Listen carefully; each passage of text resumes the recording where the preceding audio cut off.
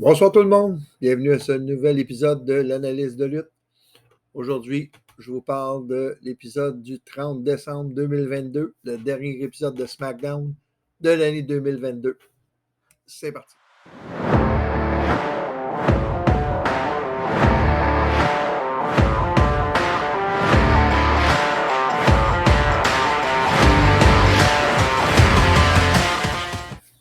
Donc, SmackDown commence avec l'apparition de Bray Wyatt qui s'amène dans le ring. Il s'excuse pour avoir attaqué le caméraman la semaine dernière. Interrompu par LA Knight. Il dit que, LA Knight, il dit qu'il ne croit pas que Uncle Howdy, c'est quelqu'un d'autre que Bray Wyatt. Il dit qu'il a payé quelqu'un pour jouer le rôle de Uncle Howdy la semaine passée et décide de défier Bray Wyatt pour un match au Royal Rumble. Bray traite de LA Knight d'un peu de idiot stupide et accepte le match. Uncle Howdy arrive. Et après avoir regardé LA Knight, regardé Bray, décide de se placer à côté de Bray face à LA Knight. Et pas si surprenant que ça, fait un Sister Abigail à Bray Wyatt. Pourquoi je dis pas si surprenant que ça? C'est que depuis le début, on sent que Bray Wyatt, Uncle Howdy, veut faire sortir le méchant de Bray Wyatt. Et c'est la raison pour laquelle Uncle Howdy a fait le Sister Abigail sur Bray Wyatt et non pas sur LA Knight. Justement pour faire encore sortir le mauvais côté de Bray Wyatt. Donc, tout ça, c'est à suivre. Passons maintenant au premier match de soirée.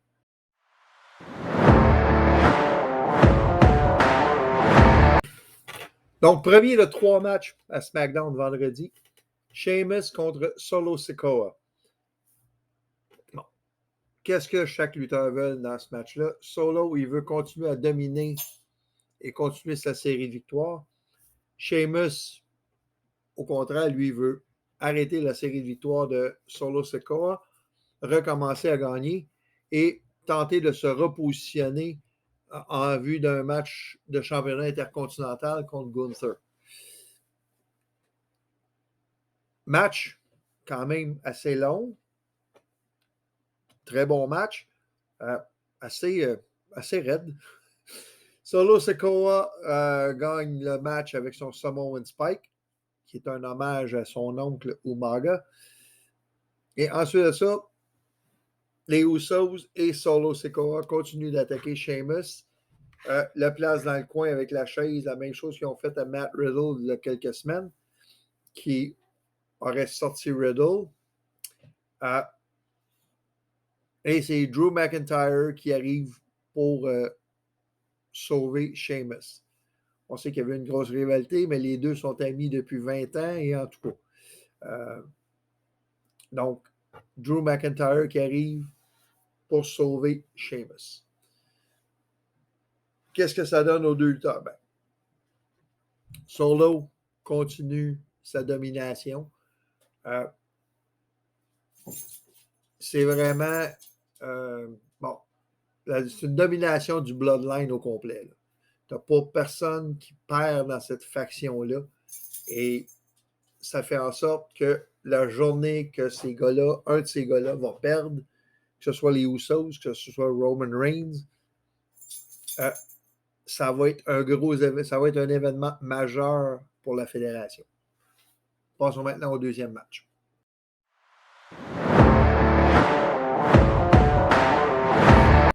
Donc, Raquel Rodriguez versus Ronda Rousey pour le titre de championne féminine de SmackDown. Bon, comme tous les matchs de championnat, l'aspirant veut remporter la ceinture, le champion veut la garder, donc je me répète encore, mais c'est ça qui arrive. Si on se souvient, La semaine dernière, Raquel avait gagné un gauntlet match et ça devait la placer comme une aspirante très sérieuse à Ronda Rousey. Et le match qu'ils ont fait reflète ça. Ronda a joué la heel de façon parfaite.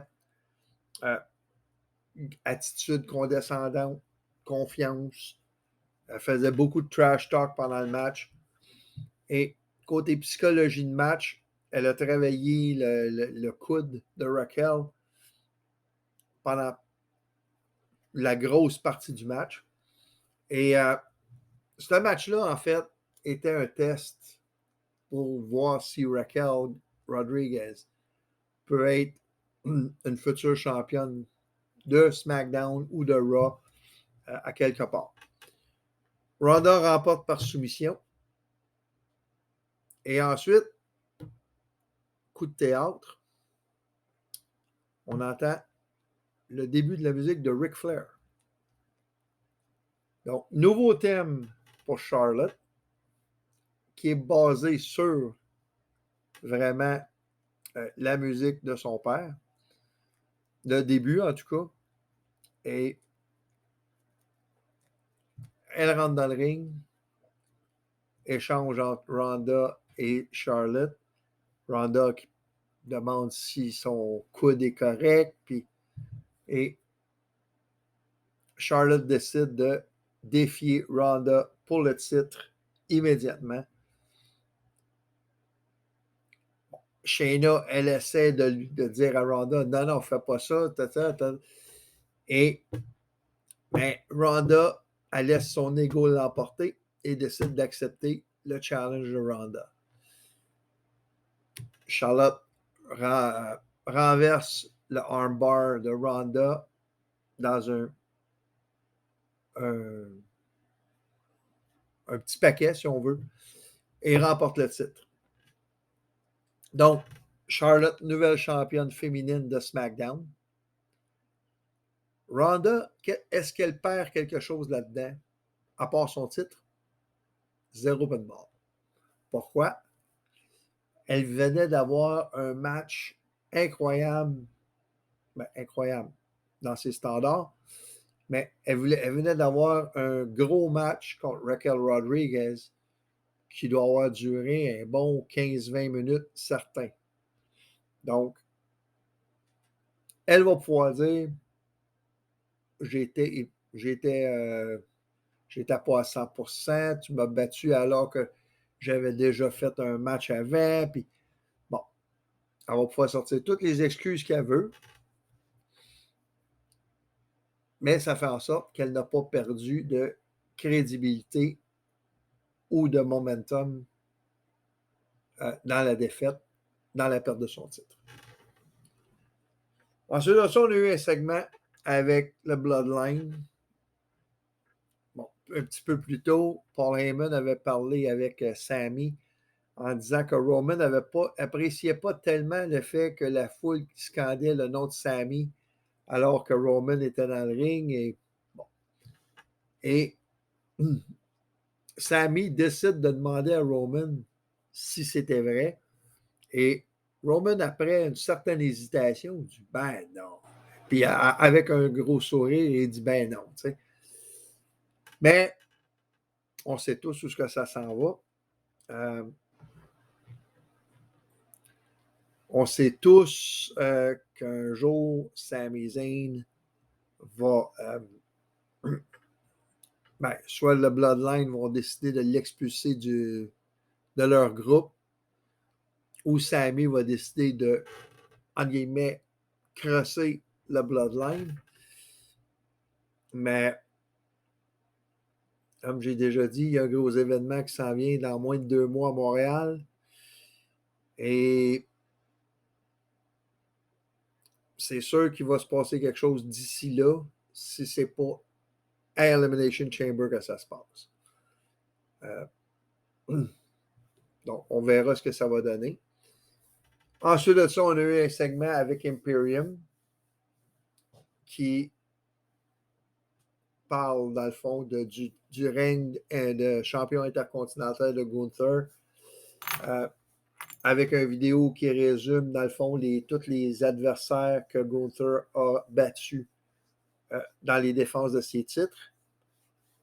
Puis, ils en ont montré 4, puis c'était Braun Strowman, Sheamus, Shinsuke, et l'autre, ça m'échappe, mais Rey Mysterio. Et mais il y a eu 4 grosses défenses de titre en 6 mois. Habituellement, le titre intercontinental, c'est un titre qui est défendu plus souvent que ça.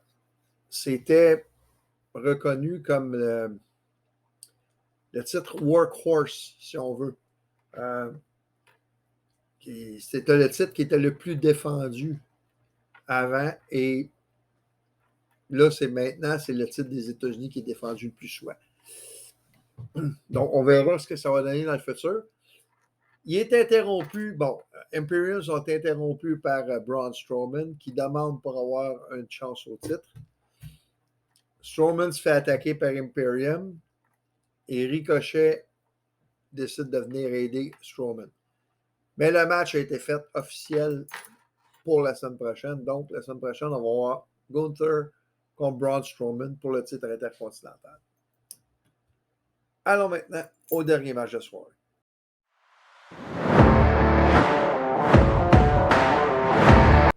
Donc, événement principal de SmackDown vendredi, Sami Zayn et Roman Reigns versus Kevin Owens et John Cena. Bon, ce match-là était surtout pour permettre à Cena d'avoir un match pour une 20e année consécutive à SmackDown. Mais c'était aussi pour avancer tranquillement la storyline entre Kevin Owens, Roman et Sami, et ce qui s'en vient d'ici à Elimination Chamber. Bon match, très bien fait. On voit que Kevin, il est arrivé un petit accident dans le match, que Kevin, il a comme, je ne sais pas s'il a cassé le nez à Sami, mais en tout cas, Sami, il saignait du nez. Mais c'était quand même en début de match. Les accidents, ça arrive. Et le match, en tant que tel, était bien monté. Kevin et Cena remportent le match alors que Kevin donne un stunner à Sami. Et après que Cena ait fait le Attitude Adjustment ou whatever qu'il l'appelle maintenant à Roman pour comme l'éliminer du match. Ce que ça donne dans ce match-là, dans le fond, c'est que ça fait juste donner du momentum de plus à Kevin, parce que là, il a remporté une victoire contre le Bloodline encore une fois, comme lundi dernier, la dernière fois à Raw. Donc, Kevin qui continue à prendre le dessus, à avoir le dessus sur le Bloodline au grand dame de Roman. Et tout ça continue à amener tranquillement vers le fait que Roman va affronter Kevin, peut-être au Rumble.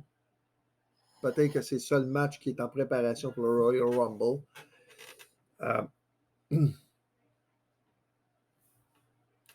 On va voir d'ici là. Mais on sait que éventuellement, quand ça va arriver, on ne sait pas encore. Bon. Je pensais peut-être qu'il était pour arriver quelque chose vendredi.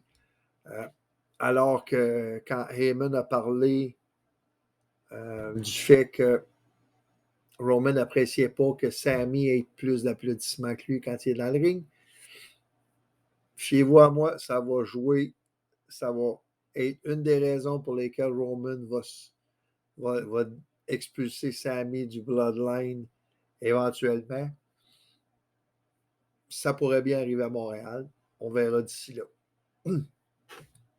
Donc, c'est tout pour ce soir. Raw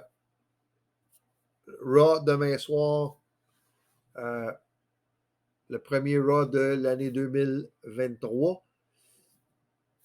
Donc, c'est la route vers le Royal Rumble qui est commencée. On sait déjà qu'il y a quelques inscrits. Kofi Kingston était le premier à dire qu'il entrait dedans. On va voir ce que ça va donner. D'ici là, à la prochaine.